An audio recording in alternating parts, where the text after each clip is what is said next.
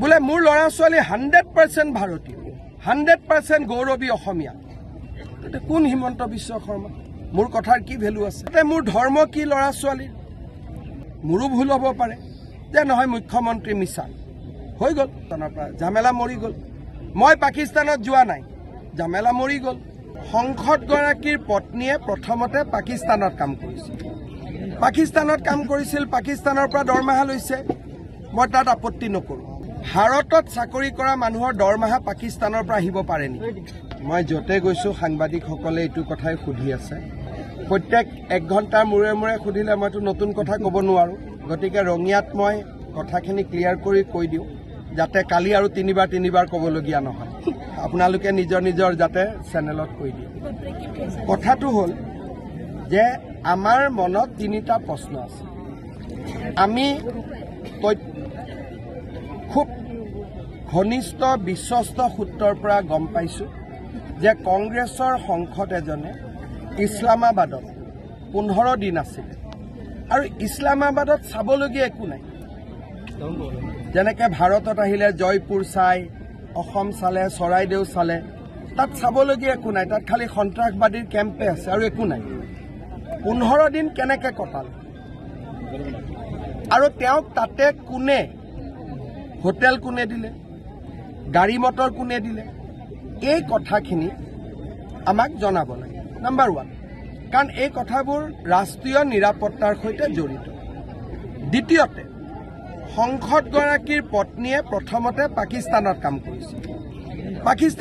কৰিছিল, পাকিস্তানৰ পৰা দৰমহা লৈছে, মই তাত আপত্তি নকৰোঁ।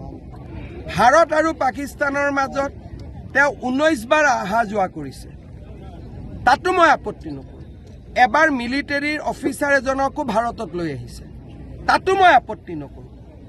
কিন্তু যেতিয়া ভাৰতত তেওঁ চাকৰি কৰিল, ভাৰতত চাকৰি কৰা মানুহৰ দৰমহা পাকিস্তানৰ পৰা আহিব পাৰে নেকি?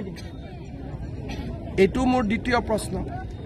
তৃতীয় প্ৰশ্ন, তৰুণ গগৈ ডাঙৰীয়াৰ নাতিনীয়ে, দুইটাই নাবালক, সৰু। ডাঙৰ হৈ কোনোবা দেশৰ নাগৰিকত্ব লওক, কথা নাই। কিন্তু সৰু অৱস্থাত মোৰ দেউতা যদি ভাৰতৰ লোকসভাৰ সাংসদ আৰু মোৰ ল'ৰা ছোৱালী যদি সৰুতেই ভাৰতীয় নাগৰিক নহয়, তাৰো এটা প্ৰশ্নৰ উত্তৰ আমি দিব লাগিব নে? চতুৰ্থতে, মোৰ ধৰ্ম কি ল'ৰা ছোৱালীৰ? তাৰো এটা উত্তৰ থাকিলে। গতিকে এই প্ৰশ্নবিলাক আমি কংগ্ৰেছ দলক সুধিছোঁ, সংসদগৰাকীক সুধিছোঁ, উত্তৰকেইটা দিয়ক। মোৰো ভুল হ'ব পাৰে যে নহয় মুখ্যমন্ত্ৰী মিছাল হৈ গ'ল। বোলে মোৰ পত্নীয়ে দৰমহা লোৱা নাই পাকিস্তানৰ পৰা, ঝামেলা মৰি গ'ল। মই পাকিস্তানত যোৱা নাই, ঝামেলা মৰি গ'ল। বোলে মোৰ ল'ৰা ছোৱালী 100% ভাৰতীয়, 100% গৌৰৱী অসমীয়া। কোন হিমন্ত বিশ্ব শৰ্মা? মোৰ কথাৰ কি ভেলু আছে? ছেপ্টেম্বৰলৈকে কি সময় লৈছে? কিহৰ কাৰণে? মই মুখেদি ক'লেতো নহ'ব। পাছপৰ্টৰ কপিটো নিদিলে আপুনি বিশ্বাস কৰিব জানো? দৰমহা যে পাকিস্তানৰ পৰা লৈছে, বেংক একাউণ্টৰ ষ্টেটমেণ্টটো নিদিলে আপুনি বিশ্বাস কৰিব জানো? ল'ৰা ছোৱালীৰ নাগৰিকত্ব কি মই যদি কাগজে সৈতে নকওঁ, মোকতো ইয়াৰে মানুহে মাৰি পেলাব দেখোন। গতিকে কাগজখিনিও সংগ্ৰহ কৰিব লাগিব। সংগ্ৰহ কৰাৰ প্ৰক্ৰিয়া SITয়ে জাৰি ৰাখিছে। বিধানসভাতো মই কৈছিলোঁ, আজি ছেপ্টেম্বৰ ডেটটো মই নতুনকৈ দিয়া নাই, প্ৰথমৰ পৰাই ছেপ্টেম্বৰ কৈছোঁ। আগতে ছেপ্টেম্বৰ কৈছিলোঁ, ছেপ্টেম্বৰ মানে 30 তাৰিখ হয়। এতিয়া মই 20 দিন আগুৱাই দিছোঁ যে 10 ছেপ্টেম্বৰতে আমি সম্পূৰ্ণ তথ্য ৰাইজৰ আগত দাঙি ধৰিম।